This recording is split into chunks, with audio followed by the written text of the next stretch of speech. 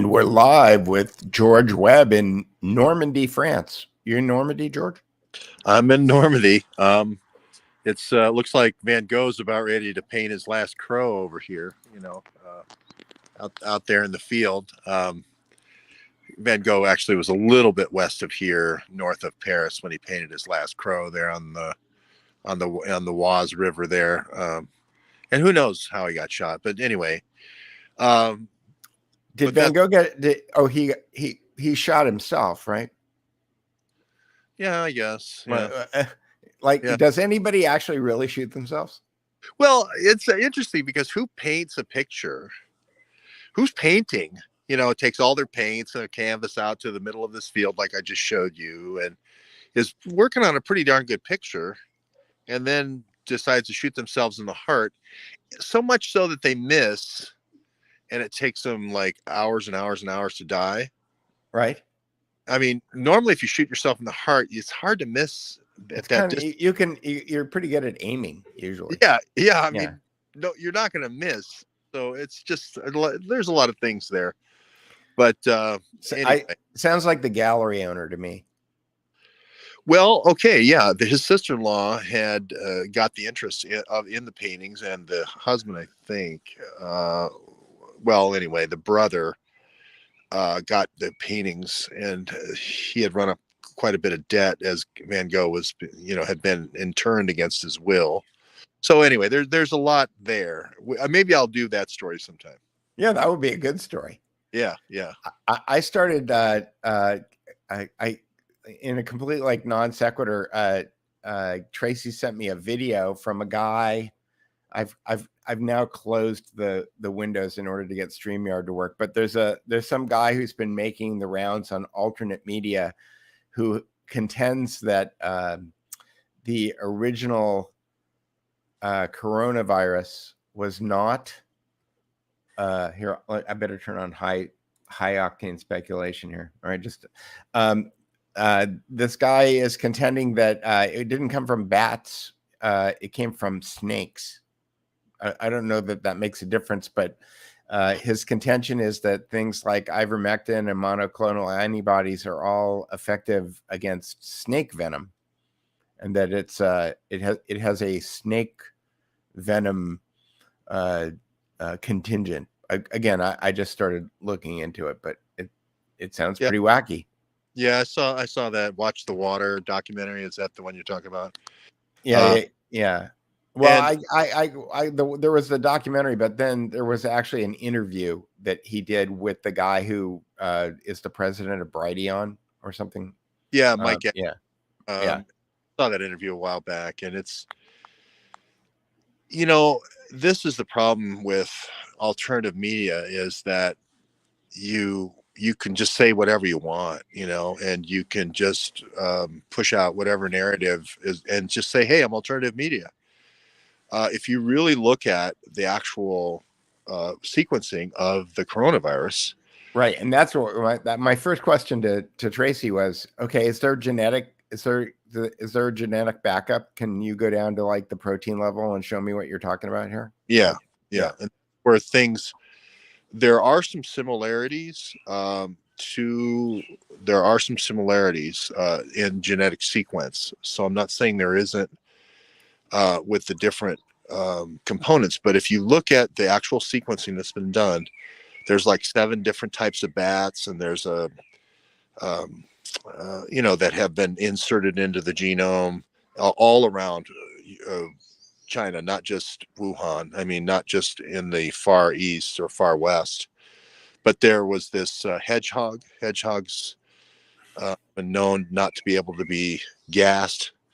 Since World War I, they've used the hedgehog as a model for vaccinating against gas poisoning, like chemical gas poisoning. There's a couple of other types of animals, the civet, all this stuff. It's this Frankenstein thing. Dr. Moreau kind of. Yeah. Moreau is kind of, that's the whole plot of, is that the I can't remember the name of the band, but the Steven Tyler and Aerosmith. Yeah. Aerosmith goes to the island and and finds the vaccination on the island. Isn't that the island of Dr. Moreau? The island of Dr. Moreau is chimeric. Basically, it was pre-DNA invention because it was written by H.G. Wells, but they were basically doing weird things in order to create these chimeric, half man, half ape, half, part lizard, part. They were combining all kinds of, different animals with human beings on the island of Dr. Moreau. So. I thought there was somebody who he created some kind of contagious thing and everyone was dying. And then Aerosmith was the guy who figured out how to vaccinate the people he wanted to keep. And but maybe I've got that Aerosmith confused with a different Aerosmith.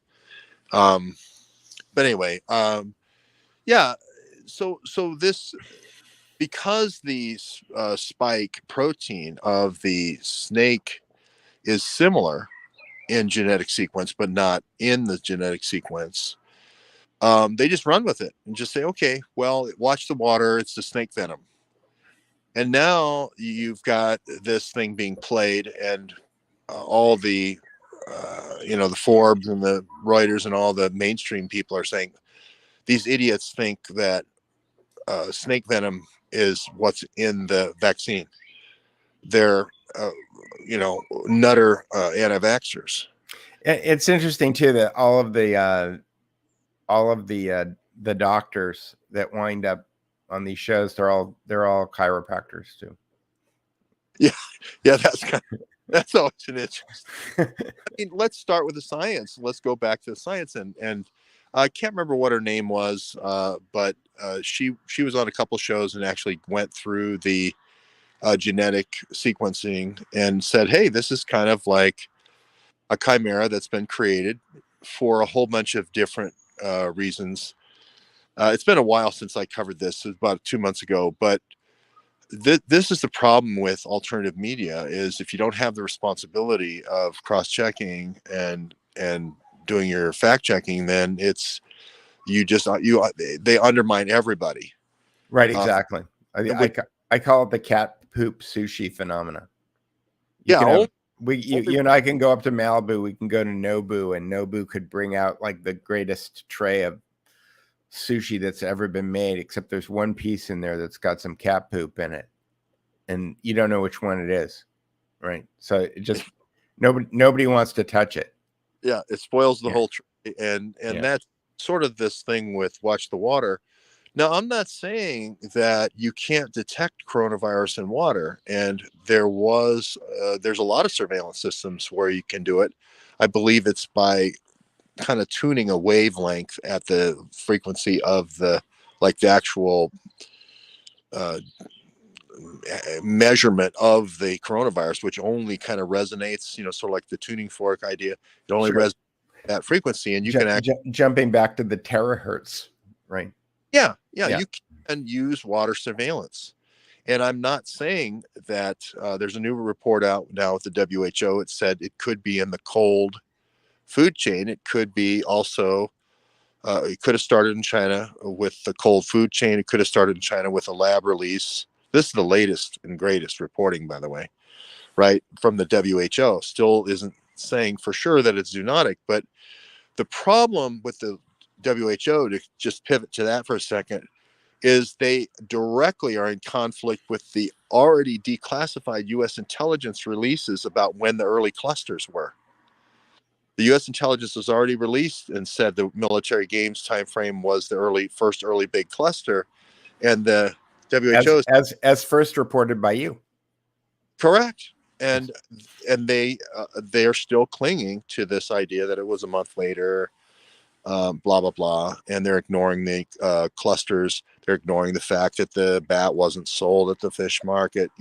Now I'm not saying that it couldn't be in the fish. That's another one of these kind of disinformation tactics, which is you take the fact that it could be held in the blood that's in the fish tissue, the Yangtze River feeding down into Wuhan. Most of the people's protein source comes from the Yangtze. That is a very reasonable hypothesis, right? And then you just destroy it by saying snake venom, right? Right. And you literally snake oil salesman, and Yeah, the Rockefellers are going. yeah, the Rockefellers are saying, "Hey, we've been doing pretty good with snake oil. Don't make fun of snake oil. We've been Yeah. ever since Big John is, John D. Rockefeller's dad was selling snake oil. We've been doing pretty good with that." Yeah, we built an entire empire on snake oil. What Yeah, I mean, I think it is everything old is good. Go is new is new. again. Yeah, everything old is new again. Exactly. Thermonstable says, "Please microwave my sushi, my good man." Yeah, well, so this watch the water, and then I also said watch the smoke. I was going to do kind of a contrarian documentary, A contrarian. a contrarian, Okay. but not a chemtrailian. Contrarian. No chemtrails here tonight in the French sky, by the way. So Although it is 10 o'clock at night there, and it does look like it's broad daylight. yeah. I mean, you look like you're in the next yard here, George. Yeah, there's the moon there, right? So everyone, you could actually take a picture of this and see exactly where I am. There's an app that triangulates you. Well, I know exactly where you are, George. I could pull it up. But... Yeah. Okay. Yeah. Oh, okay. You got my address. Okay. Oh, there you go. Well, yeah. So that I am really where it says I am near San Lo, which is in Normandy. And so we've been, for the last 10 days, 12 days, our research group's been going down to the D-Day locations. I'm wearing the 101st Airborne shirt here. Yep. Did you have to jump out of a C-47 for that? Well, no, but No. I did a C-47 jump, and I did film guys jumping out of a C-47 Dakota. And I was going to say that's pretty iffy with your foot. How's your foot? My foot is getting better. Yeah. You probably remember in The Longest Day, John Wayne broke his foot jumping out of the plane, and a lot of people, when they saw me with the splint, a lot of the French people said, "Oh, John Wayne," because they thought I was. I have no doubt that happened. Yes. John Wayne, but John Wayne was the 82nd Airborne in the movie, just saying.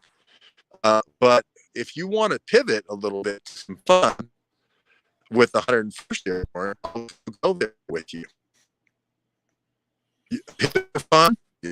Well, I heard you. I heard you pivot, but you're kind of breaking up a little bit, George. What? And you're frozen. So I'm not sure. Maybe you want to check out and check back in. I can stretch for you, while you're doing that. While we're waiting for George to figure out what's going on with his bandwidth. Maybe he's sitting in a cafe and they turned the Wi-Fi off. That's happened to us before. Well, so we'll have to see. But in the meantime, I'll just make sure that there's nothing going on with my bandwidth. My bandwidth seems to be pretty good, and George has dropped off. So, all right. So snake venom, yeah. When I saw that, I went, because like Paul Cottrell and George have taken this thing down to the protein level on DNA, and I didn't ever hear them talk about snakes. And the guy who's making the contention is a chiropractor. I don't really have anything against chiropractors. They just don't do a lot of molecular biology in chiropractic school, like they do in medical school. Not that doctors are doing such a great job of what's the word? I have a conflicts in my head. My father was a doctor.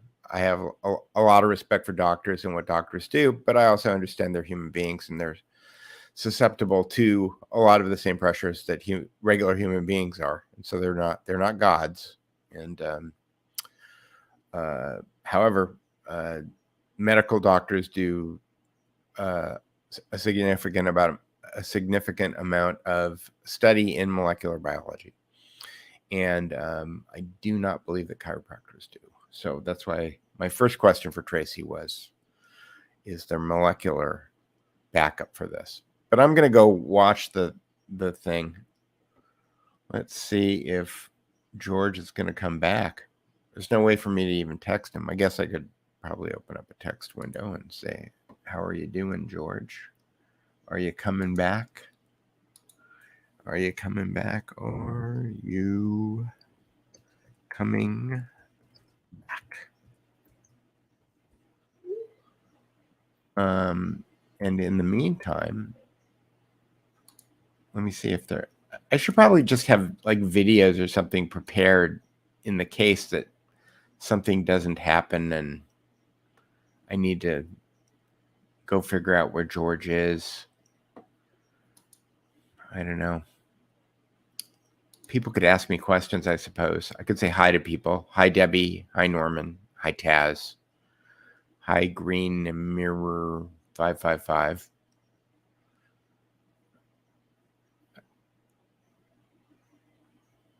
This is not good show business. George has not answered my text message. We may have to... what should we do? Producer Carrie?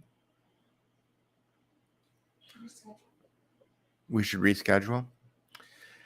Hi guys, Reckoning. Hey guys, yes, Reckoning Truth. Do you got any questions? Because we're still waiting for George to come back. He was doing great. It looked like it was daytime there.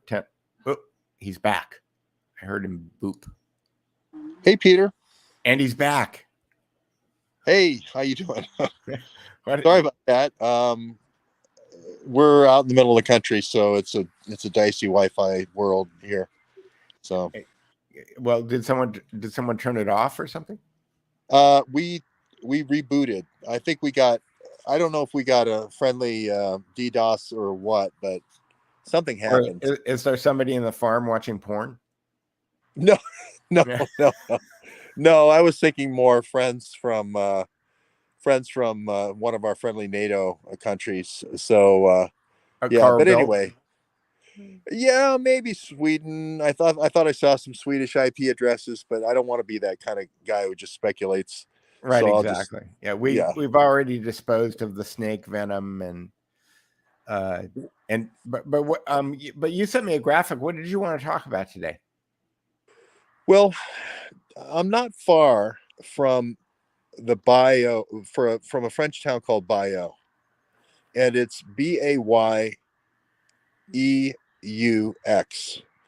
it's famous for having the Bio tapestry, which tells the story of how William the Conqueror left here from Normandy with nobles such as Disney, right? And went to England and took over England. Okay. And the Bio tapestry is sort of like, their answer to a graphic novel. Okay. And it simplifies it for people who couldn't read and really gets simplified. Harold came out of the field. William came out of the field. William conked Harold in the head. Harold died. William gets crowned king, that type of thing. Real basic blocking and tackling. Okay. And I thought, well, somebody should do something like that for the bioweapons that NATO has been doing over the last 20 years. Wouldn't it be? Is that what this is? Yeah. Wouldn't it be great? Yes.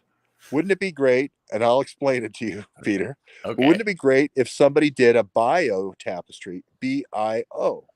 Okay. So now, let me break this graphic down. What you see behind you, behind all the books that I wrote. It's too bad we don't have your finger, George. Okay, but imagine, if you will, a finger saying, these are the 5 Normandy beaches. Yes. Okay, and imagine a plane, a C-47 Dakota with a whole bunch of paratroopers going from left to right across the beaches. So Utah, Omaha, Gold, Juneau, and Sword. Right. And imagine them doing an info drop of just the perfect amount of information for you to understand bioweapons and how bioweapons are done at NATO. And they would look a lot like books written by George Webb. It's exactly books written by George Webb. Okay. Now, and I'll take you across. You ready for the plane to start? You want? Okay. I can't do the. Should I do the go to, soundtrack? Dun, dun, dun, dun, dun, dun, well, dun. let me try the C-47. You know, and then when they get going, it makes All a little right. bit more noise. Dun, Okay. dun, dun, dun. Yep. All right. Right. Yep. But the first drop is going to be, hey, how do you do biolabs? Remember, 46 biolabs in Ukraine now. Nobody knows how they're doing it. I say they're going to be in a town called Kramatorsk, which is a steel plant owned by this guy named Kolomoisky. But how do they do it? It's done by these encrypted Blackberries. The Imran Awan configured these in the U.S. Congress. Joe Biden had one of these things. James Biden had one of these things. Hunter Biden had one of these things. Kofor Black had one of these things. All the people that are involved in an illegal bioweapons program have one of these things. And that piece. And they're all looking at the laptops now, right? Instead of looking at the Blackberries.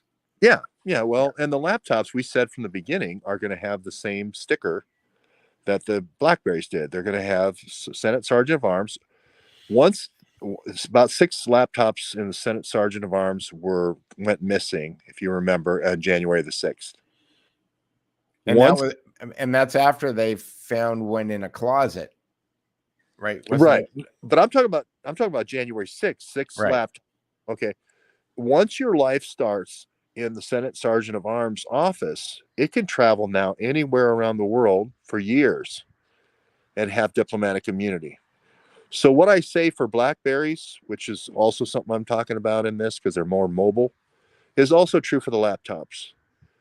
But that's your grounding. That's your first info drop. That was in 2017, right? And you see a little picture of me holding the Blackberry with the Senate Sergeant of Arms sticker on it that I found in 2017.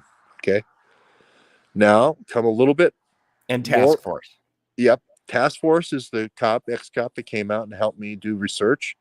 And she predicted that the same bio agents that were used in Iraq and Afghanistan might someday be used in other places to overthrow countries like Ukraine and Syria and Libya. I think she was right on all those things. And maybe someday. She's the first person I remember who was talking about Nazis.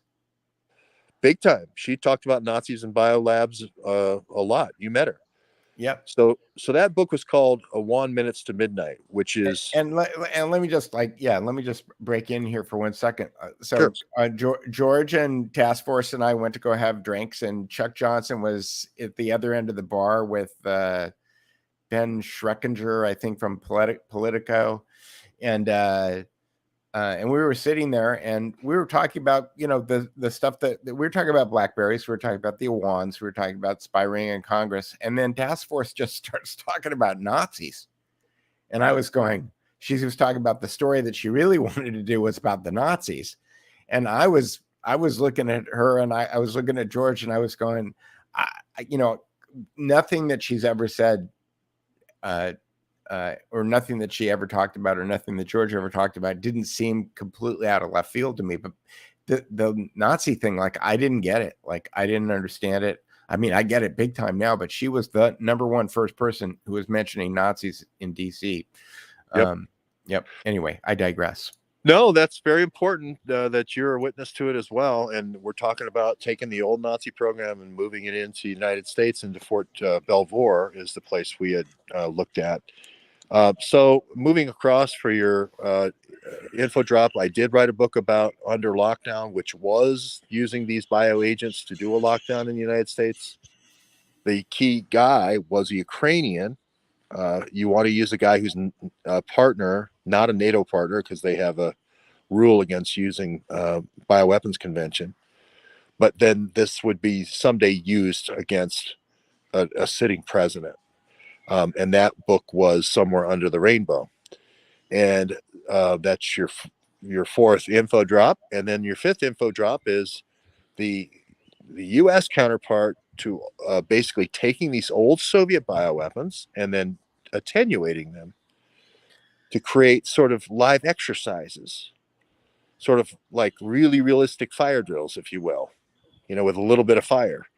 Is a guy named Sina Bavari, and the people who were doing the gain of function was a lab in Holland called the Erasmus Lab, and that was the book Spray It in Dutch. So in one quick sweep of the Dakotas C-47, Peter, you get 1, 2, 3, 4, 5 chutes open, 5 books float down, and it creates the first panel of the bio tapestry. Very good. Okay. Yeah.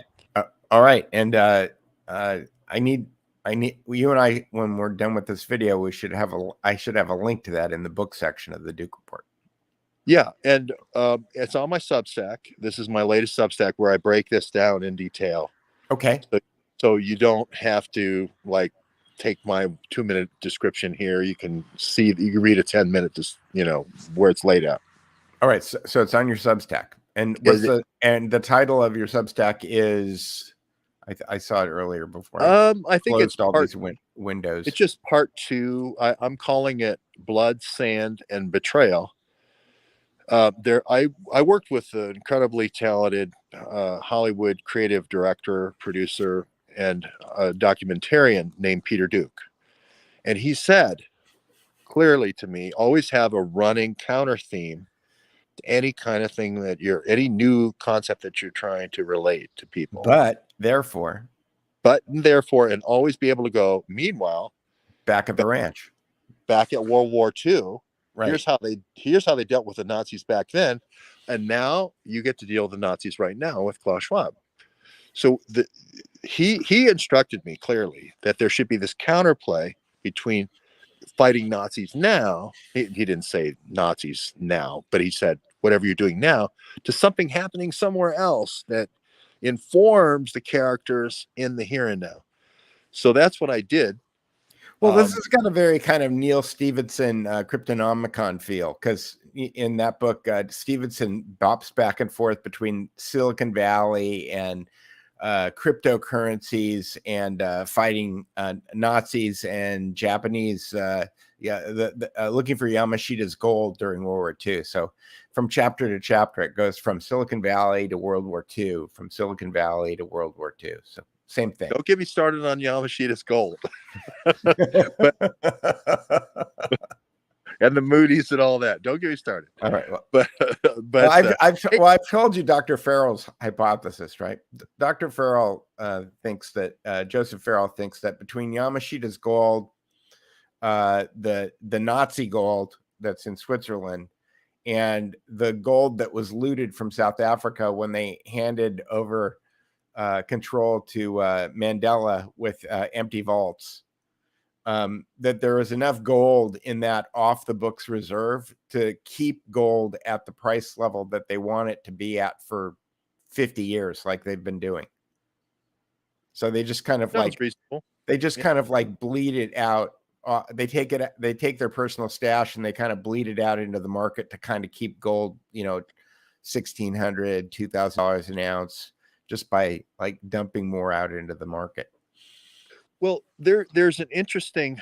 I don't think my plot turns are as wacky as Neil Stephenson's, and I love Neil Stephenson. And if you haven't read Snow Crash, it's a fantastic book. I just want to know how he got read into the program. Like, was there an initiation, or like what was the deal? I think he's just a really good fiction writer. But this isn't fiction. Yeah, he came up with the metaverse in 1989. Yeah, I mean, just pulled it out of the air. He's awesome, but this is not fiction. We get to deal with the sons of the Nazis for real. We are fighting the sons of the Nazis and neo-Nazis in Ukraine for real. Yep. Right now, and the father is the Nazi for our fathers. So we're just juxtaposing. We're just flipping back and forth between the Nazis our fathers fought and the Nazis we're fighting right now. And this is my new flash for juxtaposing. Right? That's my juxtapose, Now you're back in 1944. Now you're back here in time. and that's all there is to it. But I'm telling you, it's one family. It's Klaus Schwab. You go back to the father of Klaus Schwab. He's into what? Flamethrowers. He then drains all these Nazi brains and says, "Hey, do you want a passport? You want a Red Cross passport? Do you want to live, or do you want to go to Nuremberg? Your choice. How bad do you want to go and live on a farm in Argentina versus going to Nuremberg? Great. Tell me everything you know about small nuclear reactors. Tell me everything you know about bioweapons, right?" And this is what he does in Switzerland with Alan Dulles and Henry Kissinger, as all these Nazis are coming out of Bavaria. Now, I'm not saying he got them all, but Klaus Schwab got a lot of them. And I think that's why he enjoys a lot of the intellectual property. I think that's why he enjoys such a special place with the intelligence community today, because his dad did so much good stuff. Yeah, it's funny because I noticed with predictive programming and stuff. I was watching Sunset Boulevard with my wife the other night, and the character that William Holden plays, I can't remember his name. At one point, he needs to go meet with his friends and have a meeting. And where do they go in Hollywood to meet in Sunset Boulevard? They go to Schwab's Delicatessen. It's always Schwab's, and I think the PGA, I want to say it's the PGA, I'm not sure, but Instagram just kept pumping an ad at me last week, which is that there is a Schwab edition of the 1979 Pontiac Trans Am. That's I was looking for a link. Maybe producer Carrie can help me find a link to that. But it's funny. It seems like they're counter programming. Like they need to get other Schwab things out into the media space in order to kind of like diffuse the name a little bit. It's like, oh, there's lots of people named Schwab. It's not just the Schwab family that's doing this, right? Discount was Charles Schwab for a long time. No, yeah, this is seriously one of the. You talk about the reactor. Well, is Klaus Schwab related to Charles Schwab? It's like, no. Is Heinrich Müller related to Robert Mueller? I think there was an intelligence connection there, and they might have used the same name, but the Schwab that owned Escher Weiss, which was in Ravensburg, Switzerland, right? It is the same one, that's his son, Klaus Schwab. And his father was the top Nazi contractor for Adolf Hitler. There's no doubt about that. And then again, they put out this disinfo saying the fact checker sites that he was a top consultant. I never said he was a top consultant. I said he wasn't German. He was Swiss, or he was. Yeah, it was like he's a contractor. He got the top contractor award for Adolf Hitler. There's no doubt about this. He sold small modular nuclear technology to the Israelis and to the South Africans. He sold, potentially was the guy behind selling it to a lot of rogue regimes as well, like Pakistan and India, and then later on North Korea and Libya and Syria and all these other, Iran. So he is certainly a rogue, with nuclear technology, and I think we're going to find the same thing with the bios. And it just happens a little bit more subtly and a little bit more covertly, I think. I'm just looking for I think I found it. Wait. Nope, I didn't find it. Never mind. And now, well, Escher Weiss, you were going to talk about Escher Weiss? No, I was going to say Escher Weiss always makes me think of Edelweiss. Escher Weiss, Escher Weiss. There's another song in there someplace, right?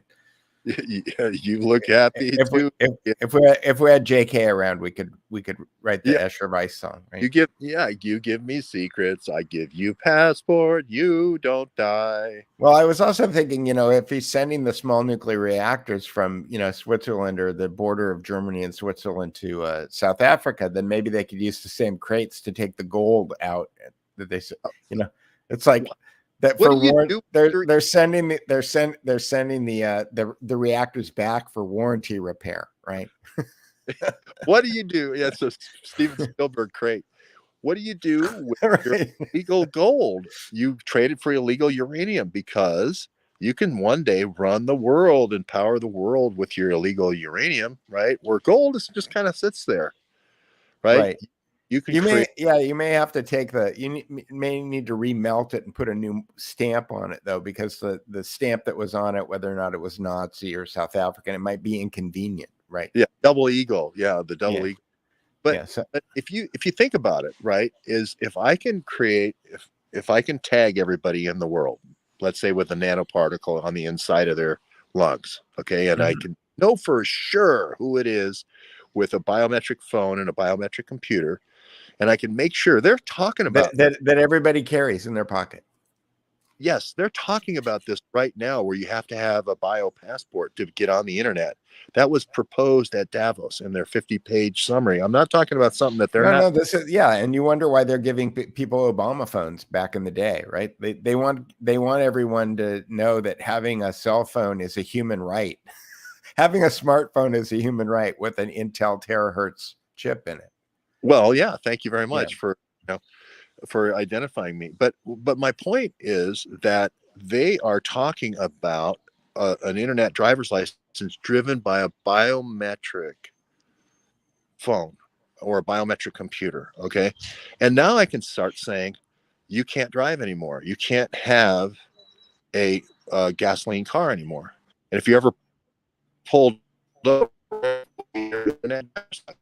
now, like you can pull somebody's driver's license right now, which is used to be a really big threat to a kid. Well, Now you just take away their internet. now the car won't start. Yeah, Mark says sure is a lot easier to identify people with facial recognition and heartbeat signature. Yeah, I mean this is the thing that I was just thinking about when you were talking about this, George. And you're frozen, so I'm not sure if you can hear me, but maybe the audience can hear me. And that is that there's all of this stuff about wanting to use biometrics in order to be able to identify people. And a lot of this stuff seems to be DNA oriented when you talk about smart dust and identifying people in their lungs and doing stuff like that.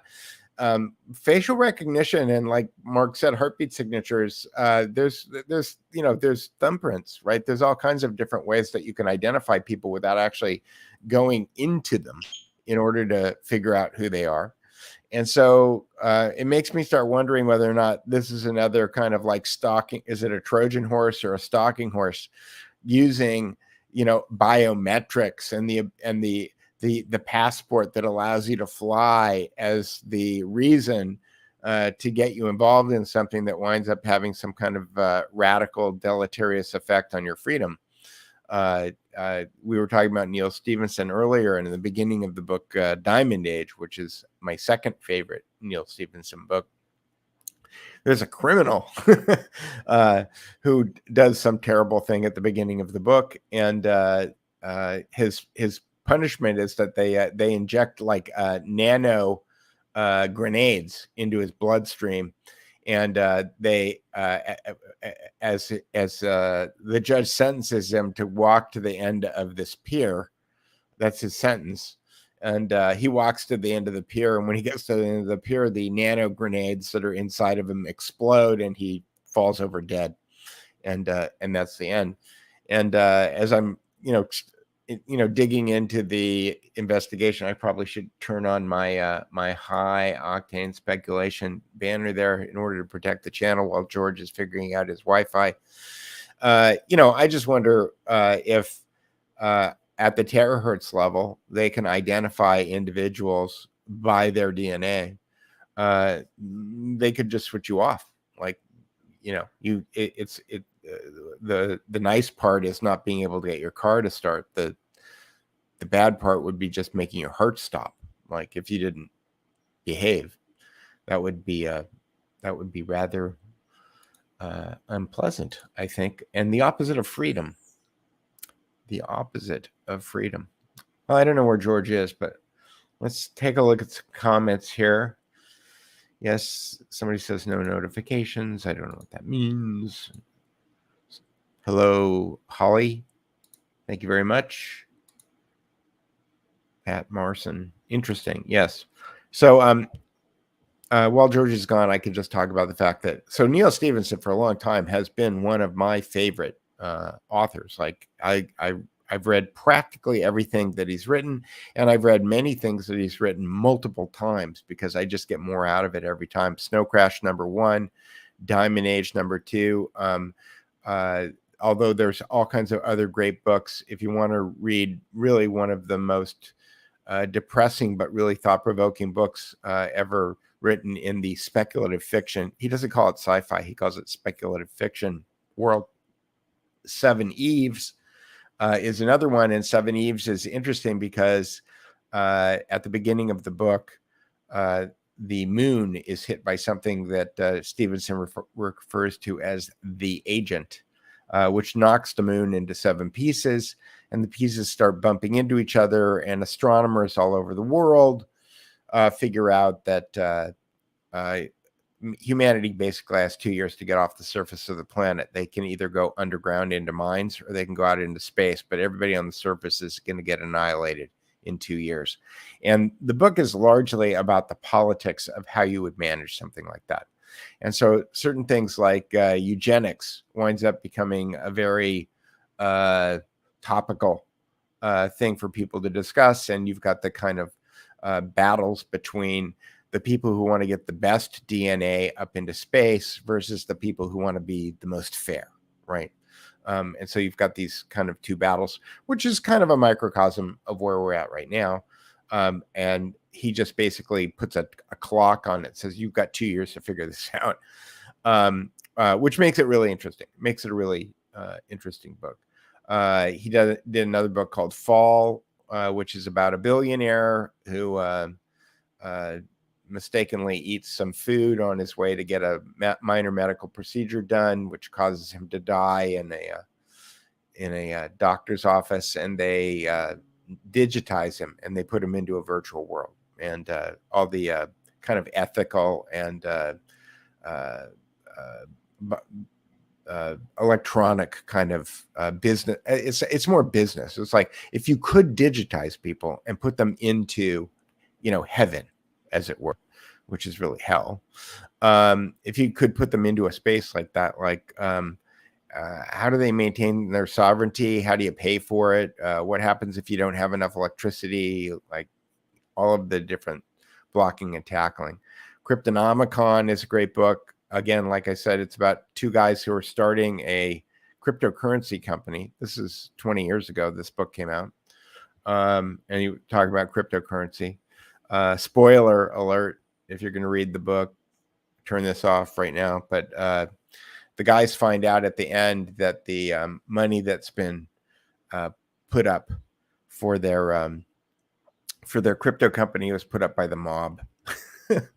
And so, surprise, surprise, they're actually working for the mob, and the mob politely asked them to relinquish ownership of their company or relinquish their lives. But they're very polite about it, I think. And then he wrote the Baroque Cycle, which is a whole series of books that are kind of prequels to Cryptonomicon, where he takes you through the invention of money and monetary systems. Yes, you didn't realize he was so prolific. No, he writes a lot. He writes a lot of books. He wrote a great book 20 years ago which is free, called In the Beginning Was the Command Line, which I believe is still pretty good. Apple hadn't been taken over by Steve Jobs, retaken over by Steve Jobs when the book was written, so there was still a couple of different operating systems. But he goes into kind of like, why operating systems exist, and I think if you go to inthebeginningwasthecommandline.com, I believe the website has the entire book there, because it's really more of a long essay. Anyway, Mark is saying Lawnmower Man. Lawnmower Man was not Neil Stephenson. Lawnmower Man wasn't that Stephen King? Isn't Stephen King Lawnmower Man? Yeah, and I'm not a big Stephen King guy. I guess I've been too busy, reading Neil Stephenson books. But again, I see all of the things that are going on right now, and a while ago, I think I started doing deep dives on Neil Stephenson just to find out where he came from. I believe that his father was an engineer. Did he teach at Champaign-Urbana, a computer science guy? And he might have been tangentially associated with the Manhattan Project. John O'Loughlin's All Roads Lead, or Mark Kulak, All Roads Lead to the Manhattan Project. And I believe did you mention Snow Crash? Well, I mentioned it, but I didn't really go into it. I can go into it. Snow Crash is a book that takes place in the United States of America after the economy of the United States of America has collapsed and the world is taken over by corporations. Surprise, surprise. And the three major corporations that run the world are the mafia, which no longer requires because the mafia has more powerful than any government. They no longer hide behind anything. They just call themselves the mafia, and their major business is feeding people, and they do that through a chain of pizza parlors, which is called, I think, Uncle Enzo's Pizza. And Uncle Enzo promises that if you don't have your pizza in 20 minutes after you have ordered it, Uncle Enzo, who is the head of the mafia, will come to your house and personally apologize. Now, if Uncle Enzo has to come to your, George says, out of the internet card, SIM card, I guess. Sorry, I couldn't see the minutes left. Okay, so George ran out of SIM minutes. That's what happened. All right, I will tell him now. Okay. I will carry on. Do you have any parting thoughts?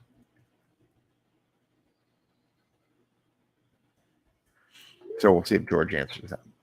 Anyway, so the world ends. It's being run by three corporations. One is the mafia. Two is Mr. Lee's Greater Hong Kong. Mr. Lee's Greater Hong Kong. Mr. Lee's Greater Hong Kong is a franchise. These are all corporate franchises. So basically, the corporations take control of the world. And if you want to run a Mr. Lee's Greater Hong Kong franchise, then you can buy it the same way that you would buy a McDonald's or something like that, and they give you a little piece of real estate, and then you have sovereign. You have the sovereign protection of Mr. Lee's Greater Hong Kong or the mafia, and the third one is the Church of L. Bob Reif, and L. Bob Reif is kind of like a combination of L. Ron Hubbard and well, I think it's supposed to be Scientology, but the way that he acts is kind of more like Glenn Beck. So, like when I last time I read it, I would whenever I saw L. Bob Reif, I always just thought of Glenn Beck. And anyway, so what's the move? Why is it called Snow Crash? It's called Snow Crash because everybody in the world is so the world has gone to shit. Everybody lives in a shipping container, and the way they escape this shit world is they put these goggles on and they goggle into some place called the metaverse, where they can be a superhero. Basically, everybody's a superhero in the metaverse, and when they take their mask off, they're living in a shipping container, so nobody ever takes their mask off because the world is shit. And there's a hacker named Hero Protagonist, HIRO, and Hero Protagonist finds out that there is a software hack that is called Snow Crash. And Snow Crash is a way to hard reboot a human being through their optical cortex. So using their eyeballs, the screen that's attached to your head shows you something that causes your operating system to reboot. And when it reboots, there is a malicious injection into your operating system. And so human beings are basically turned into mind-controlled slaves using Snow Crash. And so Hero finds out about this, and then the book is all about how he and this skateboard courier named YT battle the mafia, Mr. Lee's Greater Hong Kong, and the Church of El Bob Rife. Actually, it's mostly the mafia versus the Church of El Bob Rife are fighting for Snow Crash in order to be able to control the population of the world, because everybody wants to control this software that is used to reboot all of the human beings that are goggled into the world. So that is what it's about. Yep. Stephen King. Like I said, I don't read Stephen King. I don't read, there's another one. And now what's Mark saying? And Mark is saying, yes, and now shipping containers are all the rage to live in. Yes. So again, if you read Snow Crash now and you realize that, I think it came out in 91 or 92, but he probably started writing it in 89. So like, what program was he read into, right? Did they take him up to Stanford Research Institute, and walk him into a room with a whiteboard? Like, it seems like a lot of the books that he writes, they're speculative fiction, but they're almost like speculative fiction read into a program. And I start to wonder whether or not guys like this are like the latest, like H.G. Wells is a program, right? Shipping containers and radioactive. There's a great character in Snow Crash named Raven. He's an Aleut, so he's from the Aleutian Islands, and he kills people with knives that he carves out of glass. Because they go through metal detectors, and he can throw them and, kill people. But at one point, he's going to meet with someone who he thinks is probably going to kill him. And he has a portable suitcase nuclear device in a sidecar of his Harley Davidson motorcycle. And he has this thing around his neck that beeps with his heartbeat. And it's to let everybody know that if his heart stops beating, then the nuke is going to go off. So that was pretty good. What is somebody saying? Of one-way trips and price. I don't know. I don't know the answer to that question. Pineapple doesn't belong on pizza, even in this dystopian future. I'm not sure. AGTM full. Trademark full. I wish I knew what that meant. Okay, so Wild Tangent says, I was in Research Triangle Park when they were making Brainstorm. Loved that cheesy movie, LOL. Yeah, my favorite part is the loop, right? The guy, he puts the loop on and then he goes crazy the rest of his life. All right. I guess since George is gone, I will rely on either comments or questions, because I don't have anything else that I had set up to talk about. Unless producer Carrie thinks there's something that I've forgotten. Oh yeah, I can pimp things. I can pimp things. Yeah, there's some new T-shirts in the store. I'll bring those up. Here we go. The Duke Report. Let's see if that happens. There's some new designs in the store. Sold a bunch of T-shirts this week. Thank you, everybody, for that. I'm trying to get smarter about my designs. Here we go. Duke Report. Shop. And we will share the screen. Everyone smash the like button. The like button. The like button. Smash the like button and bookmark the Duke Report. The Duke Report's business model is to become a safe haven for information when people start to realize that they can't find what they want on social media. And so rather than push it towards people, we aggregate it for them, which allows people to go and find things for themselves. So, okay, so here, I can't believe you should probably order this if you really want it before the the people at Spreadshirt get to work on Monday and realize that this is the Banana Republic logo. But it's the Banana Republic logo on the American flag, because I think that based on a lot of court cases and things that are going on, like in Coeur d'Alene, Idaho. Oh, here's a funny story.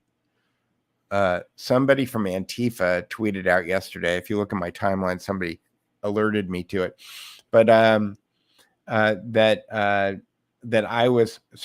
I said that the thing that went on in Coeur d'Alene yesterday was going to be a honeypot slaughter pen, which people who follow this channel know means, oh yeah, they're going to lure people in there and then they're going to do something terrible to them. And this poor uninformed Antifa person claimed that I was trying to lure people in by labeling it ahead of time a honeypot slaughter pen. So I thought that was funny.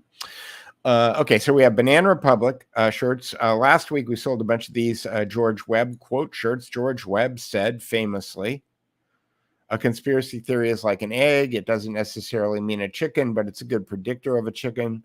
Some troll out there in the world remade this shirt. Okay, and they added every other animal that is born from a chicken. I'm sorry, that's born from an egg. Okay, and they added it on there. Thinking that they were owning me or owning George or something. And it looked to me like they probably spent some great amount of time going and finding all of these animals and then laying it out and everything. And so I wondered about whether or not the person really has too much spare time on their hand. Okay, so we've got those shirts. And then Mayday, Mayday, which is the American flag upside down. Which I believe is probably the appropriate way to fly a flag on the 4th of July. I have a bunch of American flag stickers, and I will be putting upside down American flag stickers everywhere on the 4th of July. Tolerance has a limit. Little joke. You know, it's interesting because I'm writing this play right now, and I'm deep diving into Edward Marcuse, who was one of he's kind of the godfather of taking words and changing their meanings to be the exact opposite of what they really mean. So tolerance literally means like, you know, you have something that's a certain size, and the tolerance is how much wiggle room you actually have. It's been completely inverted. So I thought that this is a great way to kind of reestablish tolerance as something that is a limited thing. And then here's my new current favorite, which I'm sure will get a lot of people upset who still think voting is real, which is that John O'Loughlin and I were talking a couple of weeks ago about the dialectic, you know, about taking all solutions to problems and reducing them down to two, either Republican or Democrat or left or right or conservative or liberal. And in the meantime, the Masons are sitting there, who are controlling the world, are sitting there in the middle going, keep voting, suckers, because that's how we maintain control over you. So those are the Duke Report T-shirts, and they're all around. They're all available there. So thank you to anybody who's been buying those. And I try to come up with good ideas when I can. Are checkers Masonic? Checkered floors are. The black and white checkered floors are Masonic. I got George Washington. Wait. Okay. I got the George Washington on the battlefield flag ready. Wanted a great white pine flag, but proudly got to make one myself. Okay, I wish I knew more about flags, but I don't. Anyway, yeah, I just finished the first Matthew Ehret book on his trilogy on America. I highly recommend those. If you go to the Duke Report and you look at, here, I'll just show you where it is. Share screen. Go back to here, and we will go to books. We'll see if we can get that to load in. When I'm streaming, the website doesn't seem to respond as quickly. But Matthew Ehret's books on the basically alternate or revisionist history, basically American history. Okay, so if you look at the Duke Report, if you click on the book session, I know it's getting kind of big and rambling, but you can just go down to an author like Matthew Arrett and click on their name, and you'll get their books. And so the Unfinished Symphony, I just finished that. And it's very interesting because, he's got, I read a book last month called How Alexander Hamilton Screwed Up America. And Matt Arrett is very much a Alexander Hamilton fan.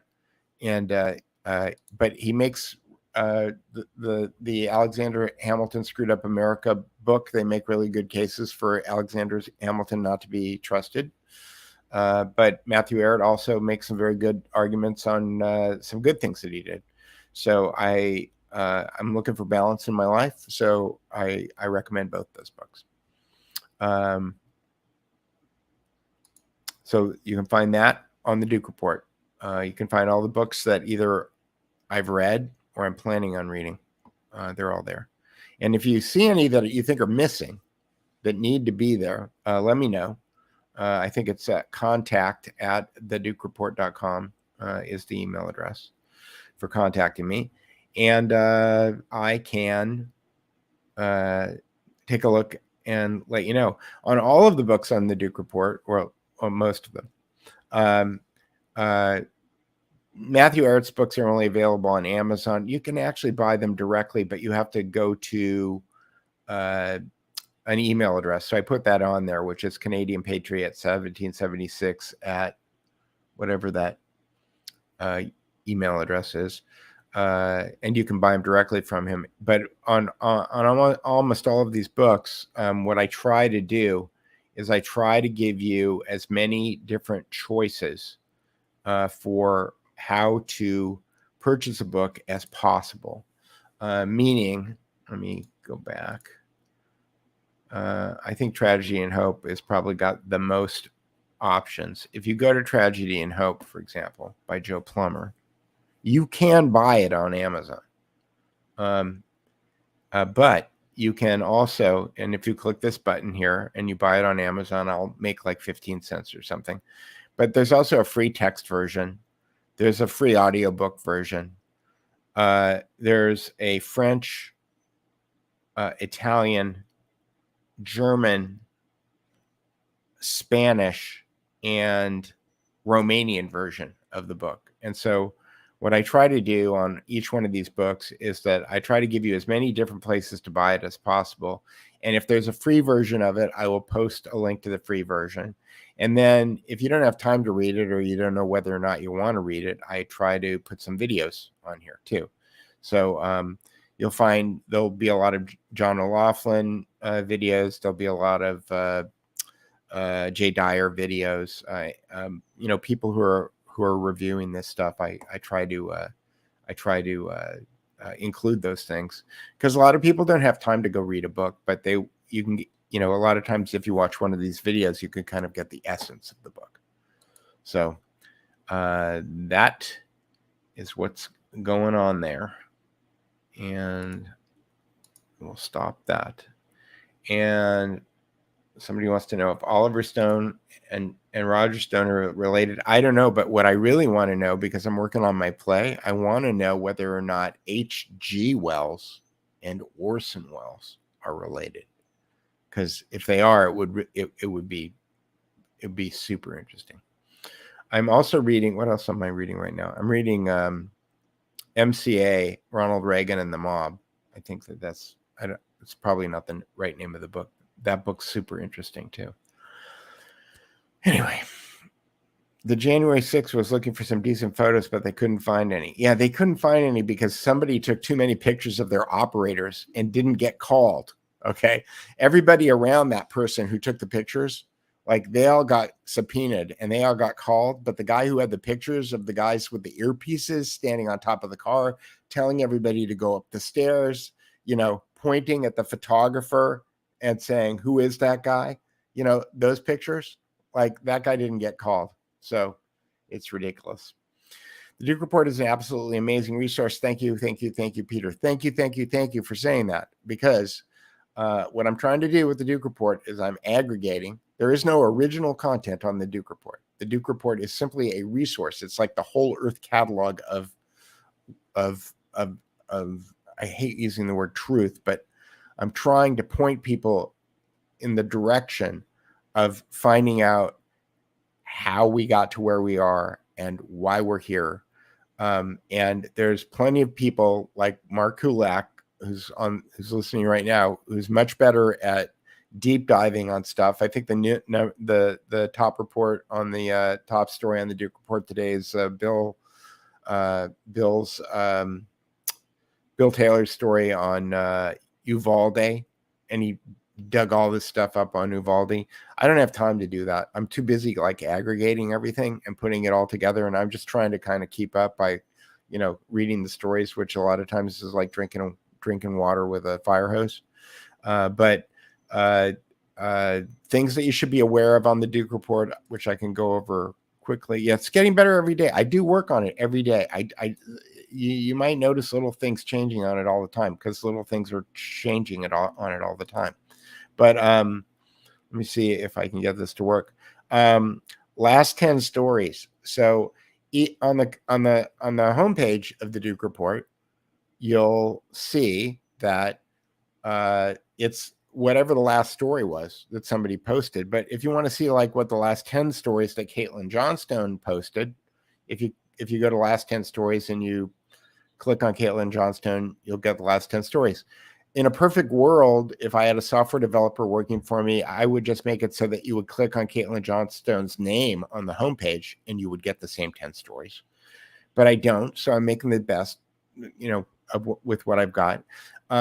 Sometimes we usually try to do one story a day on the Duke Report. Sometimes we do more than one. Sometimes we get married and it takes us one story stays up there for a couple of days. But if you want to catch up on what the main stories are, if you click on headlines, you'll see what all of the stories that we've put up at the top of the page are.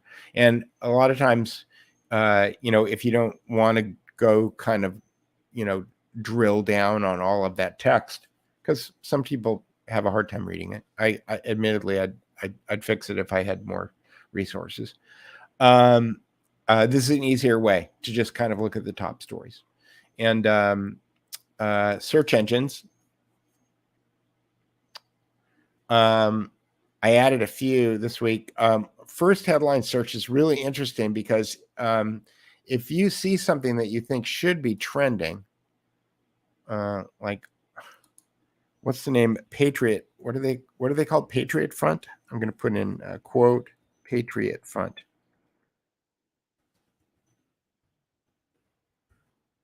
That's what's in the popular media right now.